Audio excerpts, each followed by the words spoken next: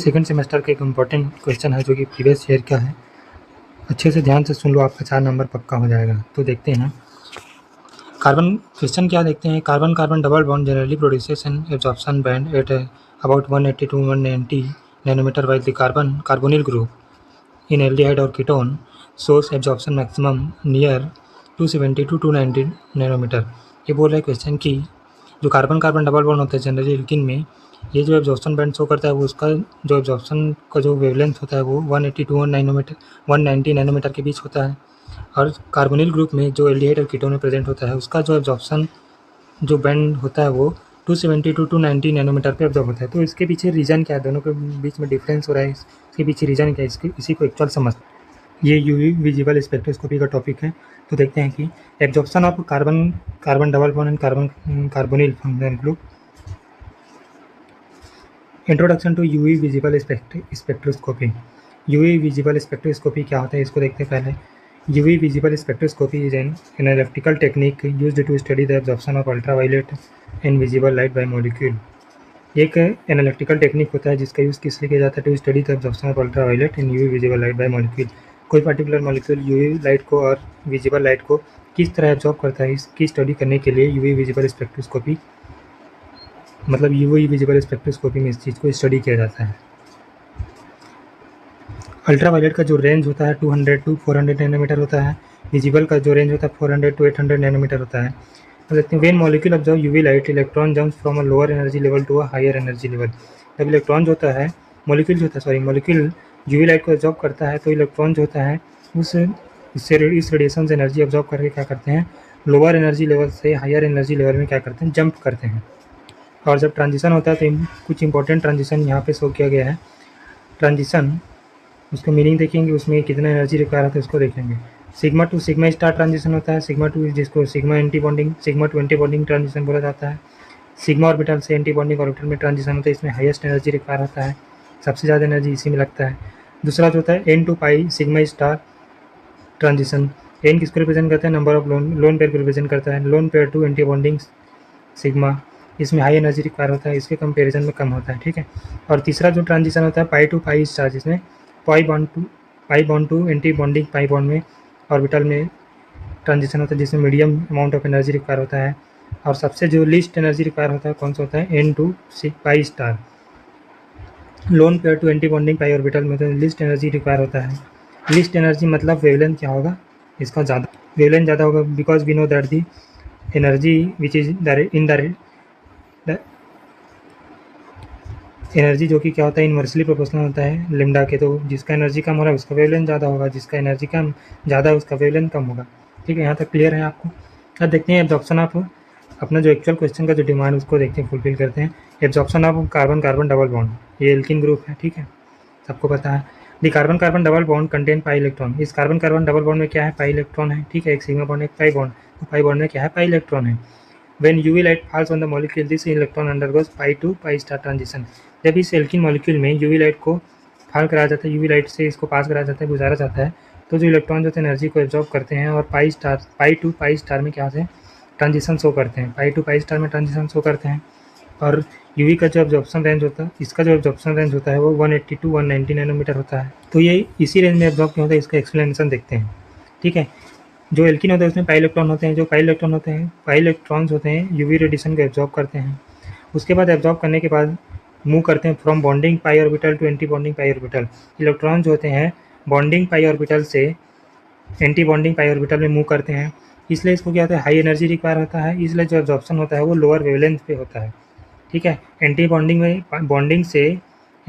में जाने के लिए बहुत ज़्यादा एनर्जी रिक्वायर होता है, इसलिए क्या होता है, एनर्जी ज़्यादा हो गया तो वेवलेंथ क्या हो जाता है, इसका कम हो जाता है, इसलिए इसका जो एब्जॉर्प्शन होता है 180 to 190 नैनोमीटर में होता है, के बीच में होता है।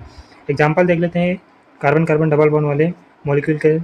इनफैक्ट एल्किन का एग्जाम्पल देख लेते हैं, इथीन हो गया, प्रोपीन हो गया, ब्यूटीन हो गया। कुछ की पॉइंट्स हैं, इसको याद रखें। Simple alkene absorb in the far UV region. तो सिंपल एल्किन होता है जैसे कि CH2 डबल बॉन्ड CH2, ये एल्किन जो होता है फार यूवी रीजन में एब्जॉर्ब होते हैं, मतलब यूवी रीजन के जो एंडिंग वाले जो पोर्शन होते हैं वहीं पे एब्जॉर्ब होते हैं। अब देखते हैं अपने क्वेश्चन का जो नेक्स्ट पार्ट है, कार्बोनिल ग्रुप में एब्जॉर्प्शन कहाँ पे होता है, ठीक है।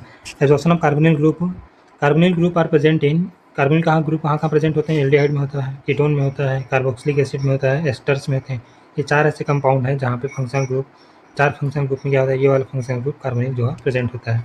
ठीक है, इस कार्बोनिल में जो ऑक्सीजन एटम है उसके पास क्या होता है, लोन पेयर ऑफ इलेक्ट्रॉन होते हैं जिसको n से रिप्रेजेंट किया जाता है। ठीक है, दिस इलेक्ट्रॉन अंडर को n to pi star transition. यही जो इलेक्ट्रॉन होता है जब इसमें रेडिएशन फॉल कराया जाता है, रेडिएशन गिराया जाता है, तो ये इलेक्ट्रॉन जो होते हैं n से पाई स्टार में ट्रांजिशन शो करते हैं। ठीक है, और एब्जॉर्प्शन जो रेंज होता है 270 टू 290 नैनोमीटर होता है। और इसी रेंज में क्या होता है एब्जॉर्प्शन, इसके पीछे का जो रीजन है एक्सप्लेनेशन को देखते हैं। Oxygen has no non bonding electron n electrons. Oxygen के पास क्या होता है, लोन पेयर इलेक्ट्रॉन होता है, उसी को क्या बोलते हैं, नॉन बॉन्डिंग इलेक्ट्रॉन बोलते हैं। जो किसी भी बॉन्डिंग में पार्टिसिपेट नहीं करते उसी को नॉन बॉन्डिंग इलेक्ट्रॉन बोलते हैं। उसी को एन से रिप्रेजेंट किया जाता है, उसी लोन पेयर को एन से रिप्रेजेंट किया जाता है। This electron absorb UV light. ये जो इलेक्ट्रॉन यूवी लाइट को एब्जॉर्ब करते हैं और उसके बाद इसमें जो ट्रांजिशन होता है एन ऑर्बिटल से पाई स्टार ऑर्बिटल में होता है। मतलब ये भी क्या है, एक एंटी बॉन्डिंग ऑर्बिटल है, एन ऑर्बिटल से एक एंटी बॉन्डिंग ऑर्बिटल में इसका भी ट्रांजिशन हो रहा है।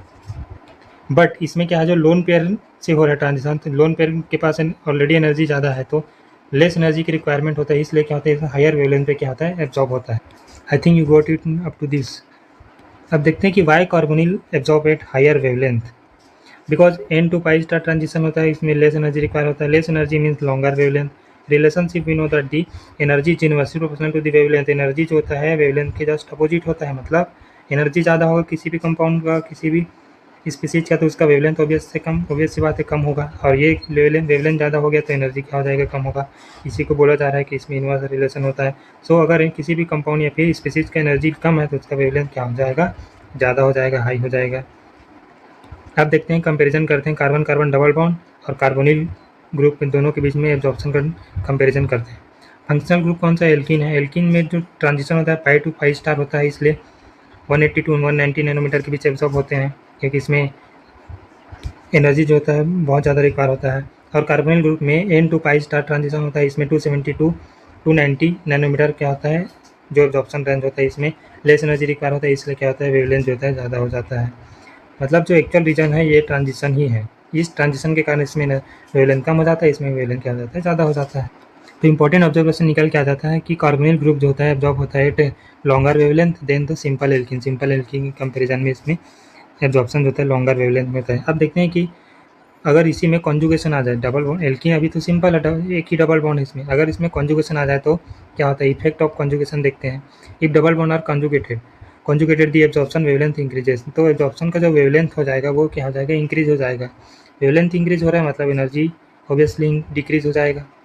तो एग्जांपल देखते हैं, इथीन में 180 नैनोमीटर पे, ब्यूटाडाइन में 270 नैनोमीटर पे, 70 नैनोमीटर पे, कॉन्जुगेटेड कार्बोनिल में अप टू 300 नैनोमीटर पे। तो वेवलेंथ धीरे धीरे क्या हो रहा है, इंक्रीज होते जा रहा है। वेवलेंथ जो है इंक्रीज हो रहा है, एनर्जी क्या हो रहा है, कम हो रहा है।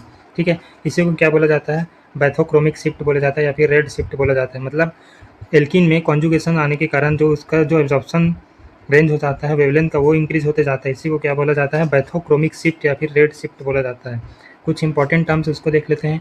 लेमडा मैक्स क्या होता है, दिल वेवलेंथ एट विच मैक्सिमम एब्जॉर्प्शन अकर्स है। लेमडा मैक्स जहाँ पे मैक्सिमम एब्जॉर्प्शन होता है, जैसे कि ये कोई पीक है तो इस पीक में मैक्सिमम एब्जॉर्प्शन है, तो इसी को क्या बोलते हैं, लेमडा मैक्स बोलते हैं। मैक्सिमम एब्जॉर्प्शन जहाँ पे जिस वेवलेंथ के रेंज में होता है उसी को लेमडा मैक्स बोला जाता है।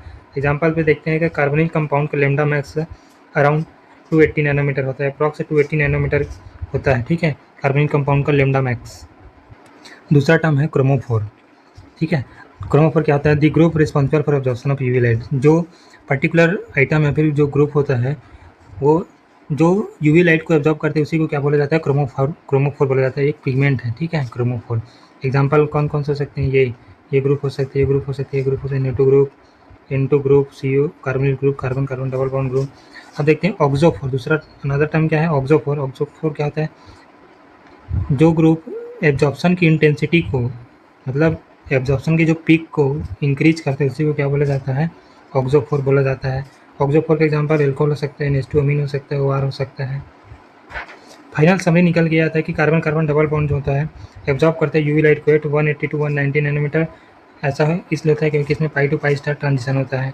और कार्बोनिल ग्रुप जो होता है एब्जॉर्ब करता है 270 टू 290 नैनोमीटर, क्योंकि इसमें जो N to pi star transition होता है।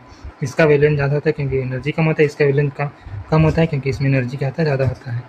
Carbon compound absorb at longer wavelength because they require less energy. इसे बोला गया है conjugation shift absorption toward higher wavelength. Conjugation से क्या होता है, वेवलेंथ में हायर वेवलेंथ पे एब्जॉर्प्शन होता है। कॉन्जुगेशन अगर हो जाए तो एब्जॉर्प्शन वेवलेंथ का रेंज होता है इंक्रीज हो जाता है। अगर आपको ये वीडियो अच्छा लगा हो, वीडियो समझ आया हो, कंप्लीट कॉन्सेप्ट क्लियर हुआ हो, तो वीडियो को लाइक करें, शेयर करें और चैनल को सब्सक्राइब करें ताकि नेक्स्ट टॉपिक में वीडियो डालूँ तो आपके पास पहुंच जाए।